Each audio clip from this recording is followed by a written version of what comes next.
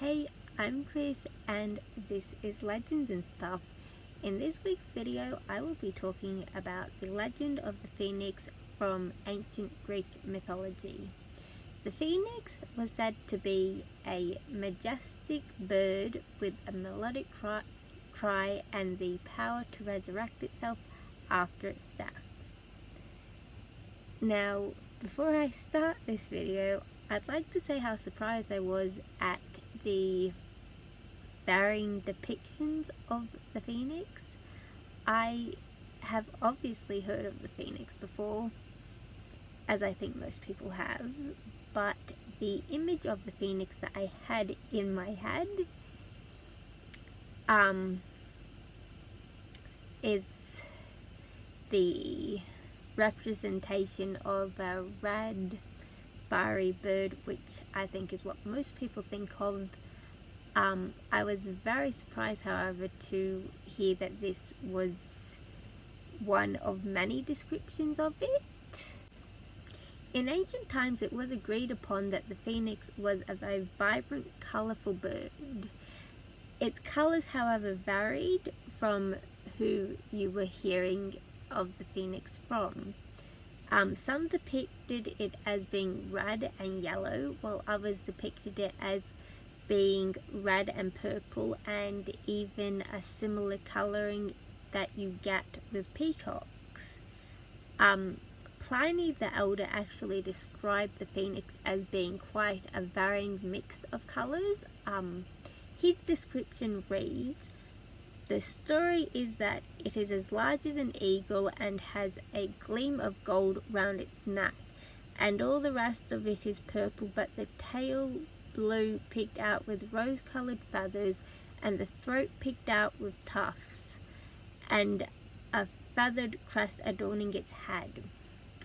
This is actually a fairly accurate description of a real-life bird called the golden pheasant, which habitates China, and it is also possibly the origin of the Chinese phoenix. However, besides superficial similarities, the Chinese phoenix and the Greek phoenix have nothing to do with each other, and I don't know if Pliny would have ever known of the golden pheasant, or if it's a complete coincidence that it's the exact description of it, though it is suspected that in the ancient world, China and Greece had a lot of contact with each other, so it is possible that Pliny had heard of the golden pheasant at some point.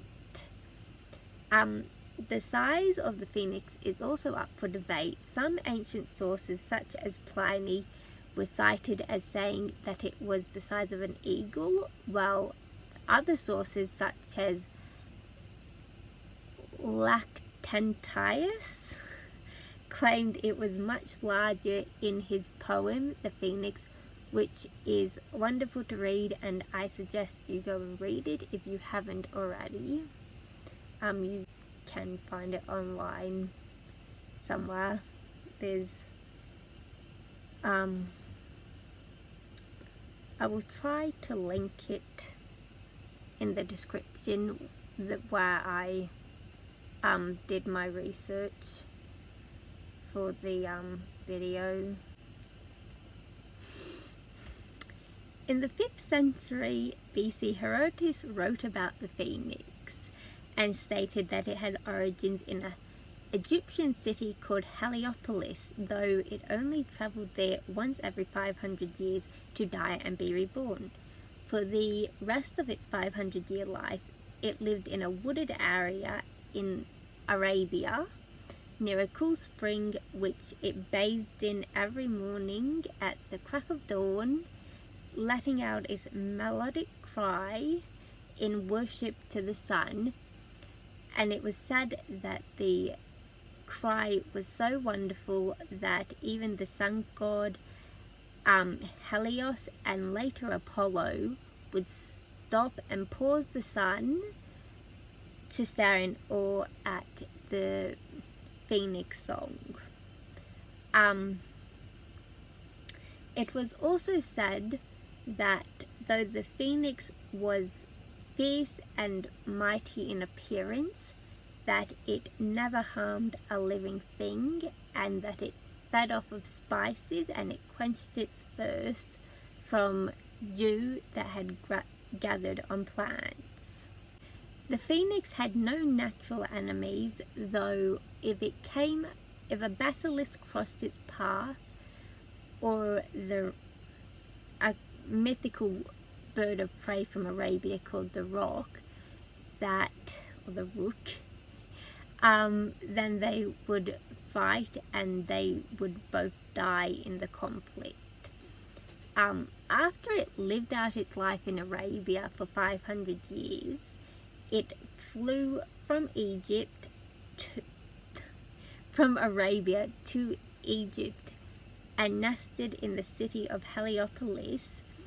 It made its nest out of myrrh and incense, and it would wait until the sun rose and heated up this nest,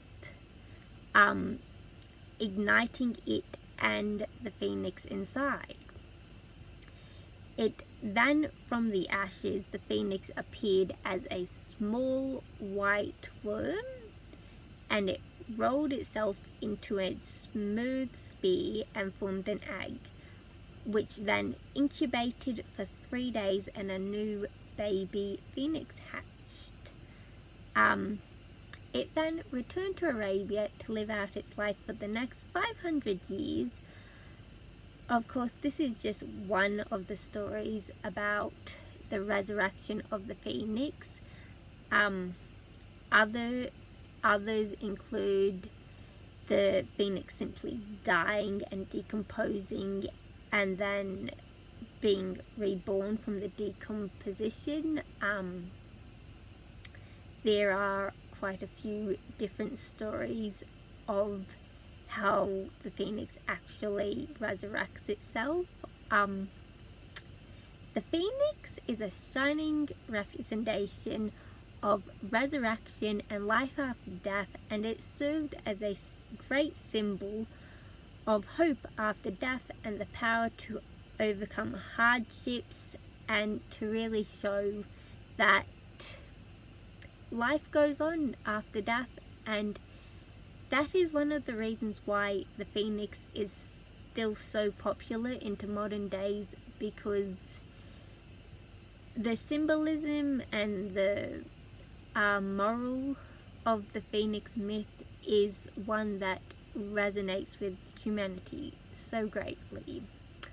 That is all from me for this week, but please, if you found this video informative or learned something or just enjoyed rehearing something you already knew, please make sure you like and subscribe, and I will be back next week with Legend of the Dragon from around the world. I'll see you then.